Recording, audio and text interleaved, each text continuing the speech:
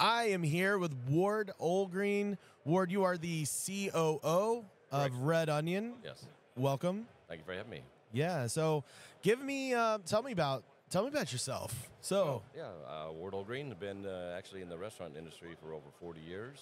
I was asked to speak at a conference for Red Onion and Marketing Vitals and OneDine, and learned about the product and came on board in 2016. All right. Yeah, so I kind of bring some ways reality to what can be designed in a bubble. I worked for McDonald's, Whataburger. I was a CEO for Super Salad and Grandy's, and then did some consulting on the side. That's when I met Ram and Nagesh, and they convinced me to come on board. Yeah, and it's been the rest is history, right? Yeah, it's been a fun ride. I went from going home smelling like pizza and hamburgers. Now I go home smelling like a transistor. But, being in the tech industry, it's cool because you meet all the same people from a completely different avenue. Right, different perspective. So let's talk about that a little bit, right? So let's talk about, coming to a place like this, coming to an NRA show from the perspective of a restaurant operator on the restaurant side versus being on the technology side. What are the differences? Yeah, sometimes the restaurant people are just trying to honestly take 3 or 4 days away from their operation because they work so hard, so long. But they also come here with, their eyes wide open, looking for great ideas, something new that they can put inside their restaurant that can make a difference for themselves and their employees. At the end of the day, they're trying to, drive top-line sales, but also eke out a little bit of profit. Yeah. And so they come here with, hopes in their eyes and just saying, what can I learn to make me better, smarter, faster, and how I can compete against, in a very competitive industry. Yeah, no doubt. And then being on the vendor side, right? It's a totally different ball game, right? Yeah, it's the same competitiveness. It's almost worse. Right. I know. We're not in the point of sale industry business, but at the same time, you walk through here, I think there's 80 or 85 different point of sale companies out there selling their services. And so, as a restaurateur coming through, you're just blown away with how many choices are. But then it's like, how do I dwindle that down? So the better we can be as a vendor to call ourselves out, be uniquely different, make the message crisp and clear so when they walk through here, power walking, and they can actually catch a few words off of one of your banners or your TV display that just catches their eyes. And then they go, okay, that's what I'm looking for. Well, I know that this year, because Red Onion, like very much like it's a vegetable, right? Yeah. Onion's a vegetable, it's not a fruit. Yeah, it's a vegetable. Yeah. Very much like the vegetable, right? Many layers to the Red Onion product, right? And I know that this year you simplified your message in the booth to really hone it down into just a digestible to continue on with the food bit, right? Yeah, because your costs typically are 65% are made up by the menu strategy and your people, and that's where your costs go almost immediately. So anything that we can do to further clarify and refine how they can make those people smarter, faster, more effective, then that's just going to drive money to the bottom line. But it's also it makes somebody feel like they're more appreciated, and because nobody wants to be thrown into the lion's den, not know how to handle the business. So anything you do to make them smarter within the menu, so quit pushing the items that actually drives customer away. Yeah. Target the items going to get people to come back for trial and retrial is what you want on a per location basis. And that's what Red Onion does. We take all the information around a guest's previous historical purchase patterns. We just help the brands understand that in each location, what are the items, menu items, drinks, whatever, that drives a retrial of that same item. Because that's what our business is. It's not about the first visit.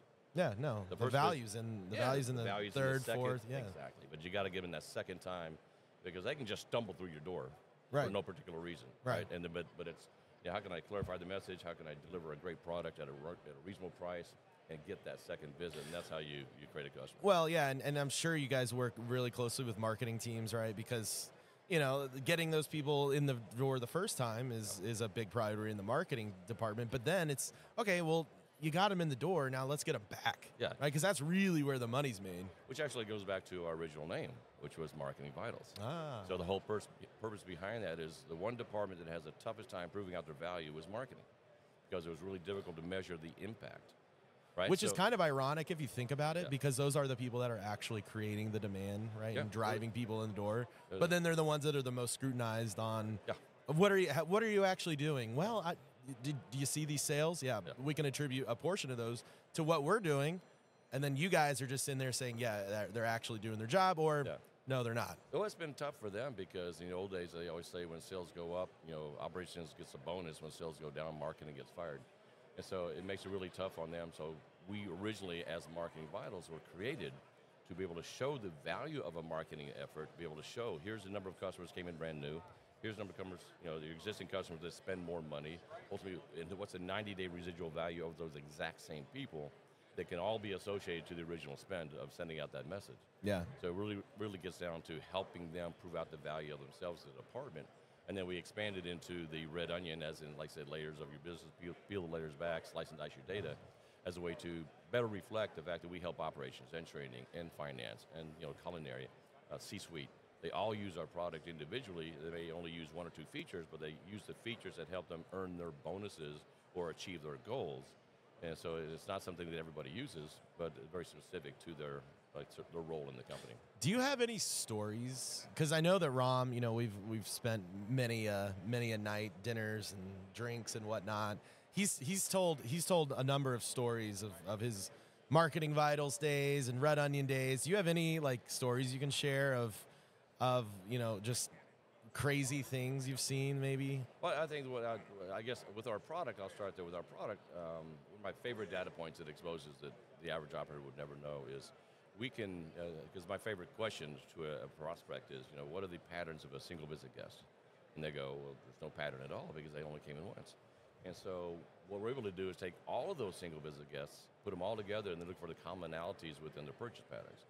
And so we can actually boil that down to the level of identifying the employees that when they see a first-time guest have a greater chance of that guest not coming back as a comparison to other employees, which is just amazing. But it also gets down to, what's the truth? Is the truth, out there in social media? Is the truth in the transaction? And I know last night I went out to eat with all the guys and the ladies in our company, and I ordered a burger, onion rings, tater tots, and probably had 4 Cokes.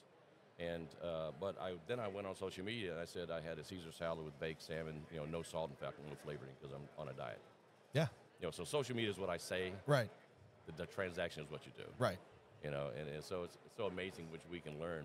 But one of the cooler things that we've done as a company is there was one of the brands that I think they had something like 500 or 600 complaints about their salsa. They said it was too spicy. So they worked on the salsa, and this is kind of stuff that we could actually, expose within our menu analysis, right? So they worked on the salsa, they refined it, they kind of molded it, tamed it down a little bit, rolled it back out to those same people, tested it, and said how they loved the new product. They rolled it back out, and within a week they had 200,000 complaints that y'all screwed up the salsa. So it's really amazing what you can learn about your customers for forward-thinking decisions, and not just go out there to complain, cater to the complainers. Right. Don't just grease the squeaky wheel exactly at the cost of your core fan base, right? Yeah. Because maybe and I'm sure this is a data point y'all could dive in on more, but maybe those complaints are from the people that come one time and they never come again. Yeah, or the ones that come in, they order water instead of a drink. They have the lowest guest ticket average, and they also whine about how bad their food was. But then they come back the next week. Right. But then the 250,000 people that they're part of your loyalty program and they're your power users. Yeah. Those are the people that you're actually impacting. So yeah, it's pretty crazy. I have sat through a couple of red onion demos, and I don't think I've actually seen the full product. No. I have probably spent about 4 hours with you or someone on your team on various demonstrations. And again, 4 hours. I don't think I've seen. I know I've spent at least 90 minutes on just the home screen. Yeah, just the home screen alone was a 90-minute conversation, and I don't think we didn't even scratch the surface of what that home screen could possibly be. Yeah, it's really cool because most people, you say, hey, I could really use 60 minutes just to get through our product, and they go, I don't know, man, there's no way I can scratch out that much time. And then we'll do a demo, and if we don't have a hard stop, we've had people that all of a sudden they're 2.5 hours in, they haven't had a sip of water or used the restroom. They're like, hey, is our 60 minutes up yet? I said, dude, I've been going for 2.5 hours. Yeah. And they get so deep into the intelligent piece of it, and they're seeing graphics and ways to look at their business they've never seen before, and they just get blown away. Yeah, it's pretty incredible stuff. So have you seen anything here at the restaurant show that's kind of wowed you, or anything that you've taken away as wow, this is innovative, right? This is the next step. The cinnamon and sugar churros, man. Those yeah. That is the future. They're awesome. But honest with you, it's going to sound self-serving, but our booth has been so busy, it's been really hard to get away to go check into some of the That's a good problem. other ideas. That's a good problem. I think the one cool thing is because we always look things that can tie into us, right? So we were talking to a person who's working on an idea to be able to weave into, I'm going to this location and have basically the technology show me, if I'm hungry, I want a burger. It would then show you all the burger places that you would approve that are on the way to your destination. Right. So in other ways, so instead of looking for something, it's going to expose it to you and be able to say, hey, take 2 lefts and a right, and then you're there. Yeah, I love that. And would that be just like in that particular technology, right? That's in a vehicle or something, right? Like the connected vehicle. Somebody who's driving. It could also be technology that's folded into Uber or something like that. So the person's working on it. But I thought that was interesting. They came to us and said, hey, we need something that helps us understand and track that guest so we can understand their history, so it can also help them push that person towards the right brand. So they target a brand that makes enough money because they're obviously going to be commission-based. But it also pushes them towards a brand that's going to satisfy their needs. Yeah. It's pretty cool to see how the interconnectivity of everything is really coming around, like full circle. Like that technology, for example, right? It's crazy to think, robots, like I'm sitting here watching this robot, it's delivering something, right? Yeah, I knocked it over yesterday. Yeah, that's on brand. I'm watching robots. Like robots are cool. Robots are doing, flipping, dropping fries and stuff. But on the consumer side, I love the idea of being able to, forever I've always been like, why can I not drive up to Whataburger, for example, and they know who I am, they know what I normally order, they know I have a payment device. I have a payment device stored on a payment type stored on my phone. Why do I have to get out my card? Why do I have to hand my card to somebody? It's kind of a hassle. Yeah. How do we automate all that? And we're getting closer to that, right? This full autonomous, and it's all driven by the tech that's in this room right now, right? As we're actually combining some of the Red Onion and the OneDine technologies together, you can take analytics and then combining into live during the day technology.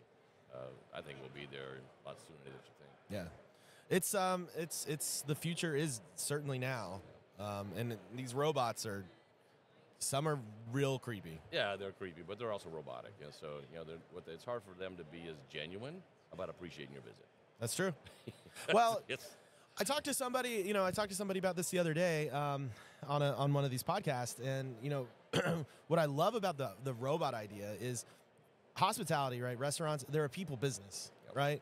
You hire people. When you find the people that are passionate about creating good, exceptional experiences, automate the tasks that are not adding to that experience, right? To bring out a plate of food, that's not, unless it's fajitas. Like, let's not be, let's give fajitas their due, because you sizzle them up and they have the smoke and everything. But, bringing out the food isn't the wow factor, right? It's the food, it's the greeter, it's the host, the server, right?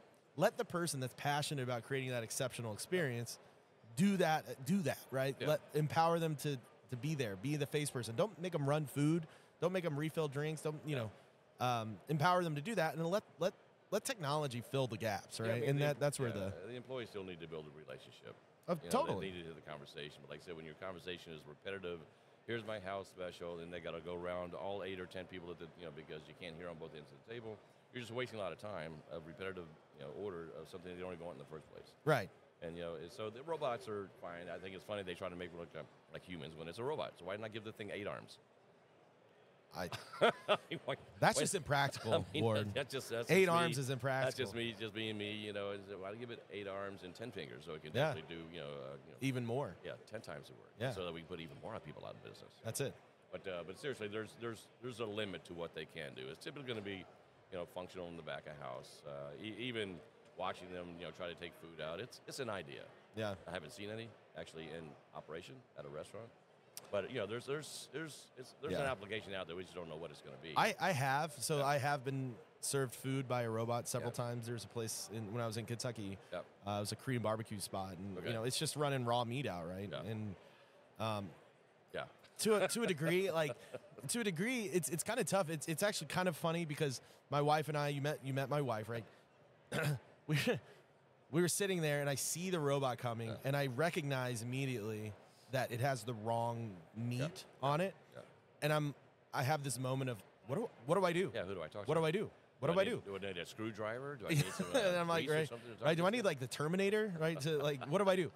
And she's like, well, just send it back. And I'm like, well, I don't know how to do that. Yeah. How do I send it back? And she like, it came up and she like tapped its face, right? It was like a cat. Exactly. And it tapped its face and it sent it back. And I'm like, well, now what? Yeah. Now what do I do? So to your point, right?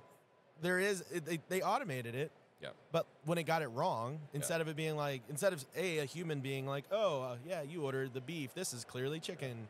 And we all struggle with change, right? You know, I'm no different than anybody else. My best example, and I used to do presentations and speaking to people, was I'd have everybody stand up, and I'd say, okay, what arm do you normally put in first when you put on a jacket? Right now, just all you got to do is stand up and try to put the other arm in first. You'll find out how quickly it is, how hard it is to change.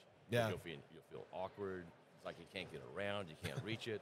You know, but that's how hard change is for most people. Right. And it's the technology that's evolving around us. At some point, you need to better embrace it, or it's just going to blow right by you, and then you're going to be the old guy who just can't keep up, not keeping your eyes open, not considering the new things that you can do to add excitement. Because for the kids, right, who are watching a robot bring their food to them, you're going to hear that for the next month. Yeah. Like, wow, I had this robot. It was, like the ones I used to see in the cartoons, like the Jetsons, but this thing was a real robot, and it brought me my food. So they'll love stuff like that. So yeah, it is about the overall experience in a restaurant, and if we ever lose that, then it's going to be a struggle. Then become a commodity like anything else instead of the overall experience. Yeah.